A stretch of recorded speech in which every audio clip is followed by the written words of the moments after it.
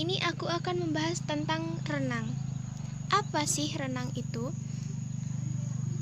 Renang adalah gerakan berpindah tempat secara teratur di air dengan cepat menggunakan tangan dan kaki. Gaya renang yang diperlombakan adalah gaya bebas, kupu-kupu, punggung, dan gaya dada.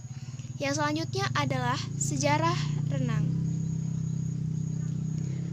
Renang menjadi salah satu cabang olahraga yang diperlombakan sejak Olimpiade Athena 1896. Nomor renang putri dilombakan sejak Olimpiade Stockholm 1912.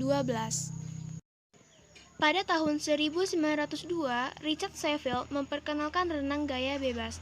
Federasi Renang Internasional dibentuk pada 1908.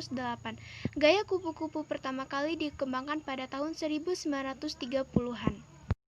Nah, yang selanjutnya yaitu macam-macam renang.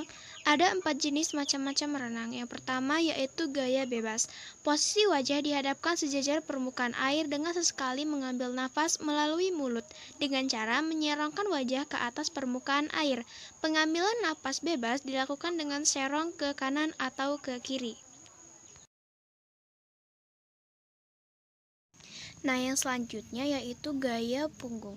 Renang gaya punggung mewajibkan tubuh untuk menghadap ke langit atau terlentang sejajar permukaan air. Selain itu, posisi wajah juga berada di atas air sehingga memudahkan dalam pengambilan nafas. Yang ketiga yaitu gaya kupu-kupu. Kedua lengan bersama-sama ditekan ke bawah dan digerakkan ke arah luar sebelum diayunkan ke arah depan. Kemudian saat tarikan tangan ke belakang, kedua belah kaki secara bersamaan menekan ke bawah dengan posisi sedikit menukik. Nah, yang keempat, gaya dada.